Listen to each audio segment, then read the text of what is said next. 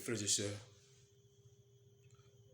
en ce soir, je vous salue tous dans le nom puissant de notre Seigneur Jésus-Christ. Toi qui m'entends, j'ai une bonne nouvelle pour toi.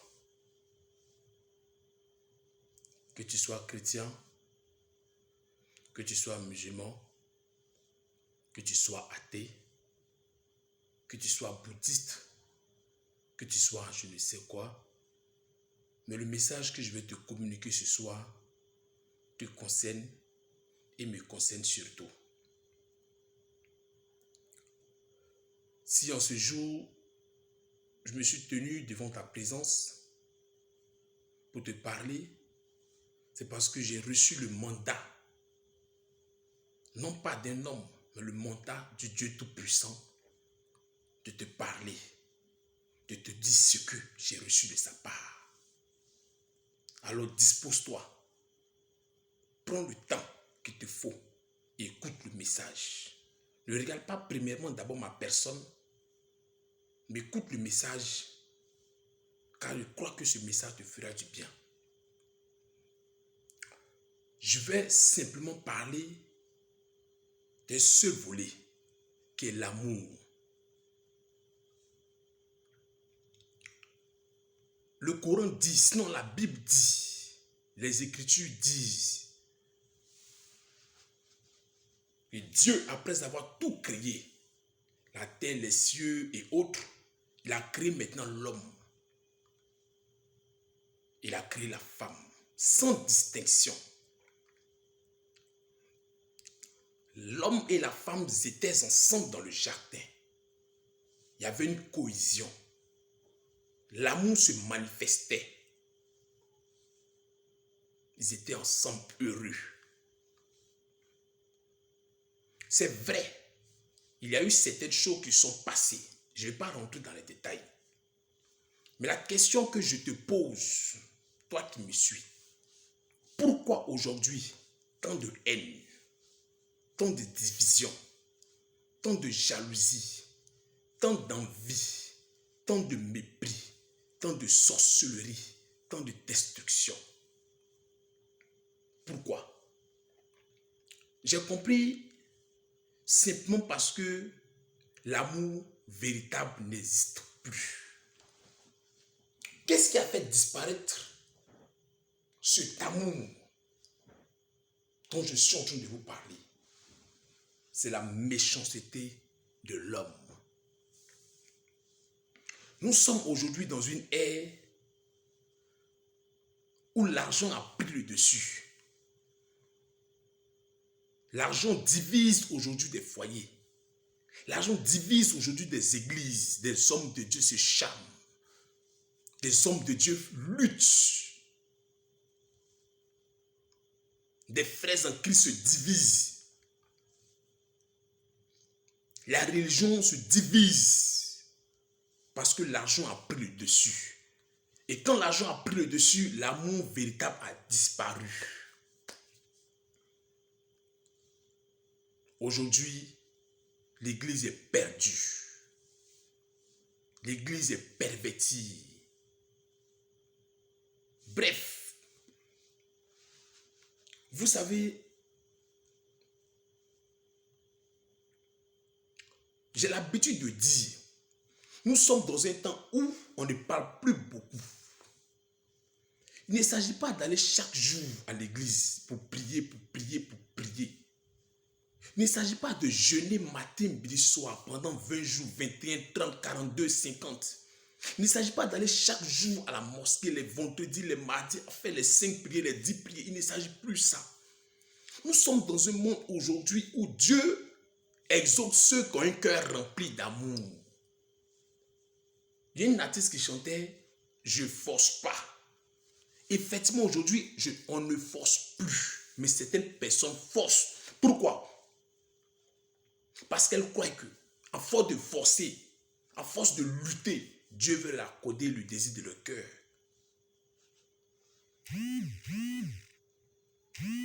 Aujourd'hui, quand je pense à certaines choses, j'ai mal au cœur. Ces personnes qui doivent imposer l'amour, qui doivent parler de Dieu, qui doivent parler de l'amour ne peuvent plus. Parce qu'ils ont fermé leur bouche avec de l'argent. Ils ne peuvent plus dire la vérité. Aujourd'hui, l'Église aime beaucoup entendre que des mensonges, de prospérité, de voyage. Vous voulez entendre que des bonnes choses, mais vous avez peur qu'on vous dise la vérité. Mais moi, je suis venu te dire la vérité ce soir.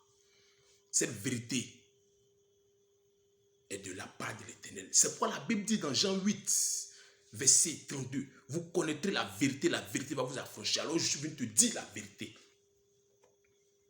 Quel est l'amour que tu développes chaque jour autour de toi? Sûrement tu es dans une société. Il y a des gens autour de toi. Quel est l'amour que tu entretiens avec eux? Il y a deux types d'amour. L'amour conditionnel et l'amour véritable. Quel est l'amour que tu développes? Si tu es avec un homme parce qu'il a l'argent, cet amour devient conditionnel. Si tu es avec une femme parce qu'elle est belle, cet amour est conditionnel.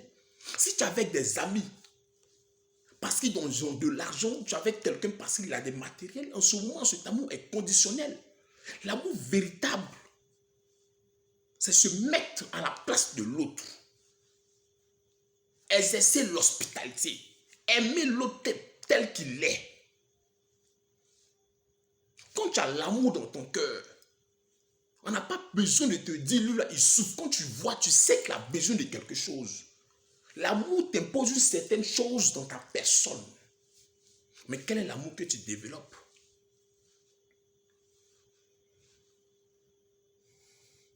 Pour tes propres intérêts, tu es capable de détruire tout un peuple. Pour tes propres intérêts, tu es capable de détruire ta maison. Pour tes propres intérêts, tu es capable de vendre ta femme, de vendre ton fils, de vendre ta maison à cause de tes propres intérêts. L'amour n'existe plus. Où allons-nous? Qu'est-ce qu'on recherche dans la vie? Il y a un collègue qui me disait que on recherche tout ça, mais en fin de compte, on se retrouve tous au cimetière. Ce que j'ai aujourd'hui, je vais laisser ça sous la terre pour partir. Alors que me sert-il de chercher à obtenir toutes ces choses alors que j'ai tous les perdre? Vous savez, si vous n'avez pas l'amour dans votre cœur, ce n'est pas la peine de forcer les choses. Ce n'est pas la peine de venir t'asseoir dimanche à l'église en train de prier, ribababa, ce n'est pas la peine. Ce n'est pas la peine de faire les 5 prières, les rakas, les bails, je ne sais pas quoi. Ce n'est pas la peine. Dieu n'a pas besoin de personnes qui ont des cerveaux remplis de versets bibliques.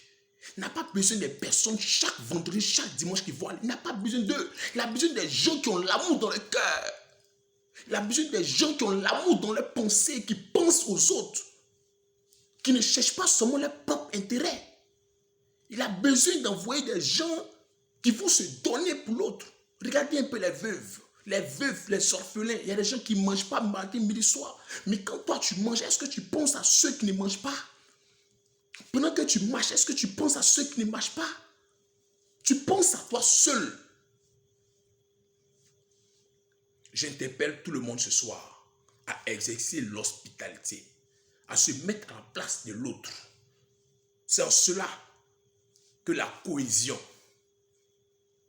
c'est en cela que nous pouvons tous nous rassembler.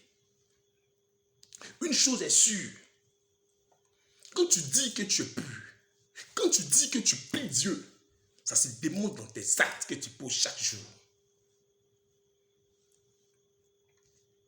Il y a quelqu'un un jour, lui a posé la question de savoir, ils ont déposé sa maman, ils ont déposé son petit frère et ils ont introduit un fou au milieu.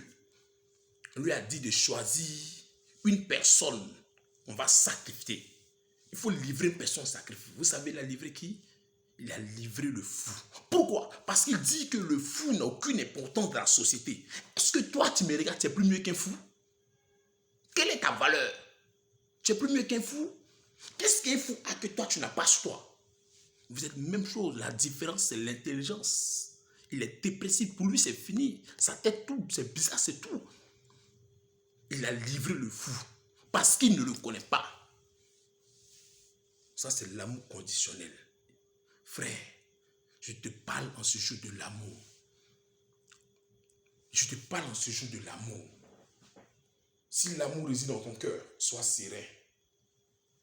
Dieu assume ta protection. Sois serein. Quel que soit ce qui arrivera dans ce pays, sois serein. Quelle que soit la tempête, Christ est au-devant de toi. J'ouvre une parenthèse sur ce qu'on appelle le coronavirus. Si vous analysez bien quelque chose, il y a des gens aujourd'hui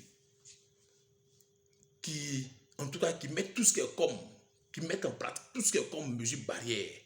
M'ont dit ces personnes meurent du coronavirus. Comment on peut expliquer ça? Simplement parce que il y a un mystère derrière cette maladie. Le virus est venu dans le but de détruire, d'anéantir, de faire un nettoyage spirituel qui se matérialise sur certaines personnes. Le lesbianisme, la pédophilie, l'homosexualité, femme qui couche avec animal. Le monde a tourné. Tout ce que Dieu a interdit aujourd'hui, ce sont ces choses-là qui sont en train d'agir. Donc c'est normal. Comme Sodome et Gomorrhe, c'est normal qu'il y ait un nettoyage dans le monde entier. Des morts, de gauche à droite par le coronavirus. Mais je crois qu'en ce jour, toi qui m'écoutes, sois serein, ton cœur est pur. Le coronavirus ne t'atteindra pas. Il a dit dans Deutéronome chapitre 7, verset 14. Il dit, les plaies qu'ont frappé les Égyptiens n'entreront point dans ta maison. À cause de la pureté de ton cœur, tu domineras ce virus. À cause de la pureté de ton cœur, tu prospéreras à tout égard. Je ne te parle pas de prospérité quand pas des voyages, de quoi. Non, je ne te parle pas de ça. Je ne te parle pas de voyage, je ne te parle pas de richesse, de quoi. Non. L'évangile ne promet jamais la richesse. L'évangile promet toujours le salut. C'est pourquoi je prie en ce jour que Dieu introduit dans ton cœur son amour véritable. C'est pourquoi je prie en ce jour que tu sois conduit jour et nuit par l'Esprit de Dieu. Car la Bible dit, celui qui a l'Esprit de Dieu appartient à Christ. Et le Saint-Esprit est en nous, l'amour véritable demeure jour et nuit en notre personne. Alors, toi qui m'écoutes, pratique jour et nuit l'amour. Fais ce qui est juste aux yeux de Dieu. Mets-toi à la place de certaines personnes. Ce n'est pas quand on a beaucoup qu'on donne. Non. C'est quand on a un peu là, c'est sans partage. Le secret de la richesse là n'est pas d'amasser, c'est de partager, c'est de donner. Quelqu'un qui a un problème qui t'explique là, au moins tu peux lui donner, même si tu as la capacité de lui donner 200, donne-lui. Dieu te bénira, car celui qui amasse beaucoup ne fait que s'appauvrir. Sur ce, je vous remercie. Que Dieu vous bénisse.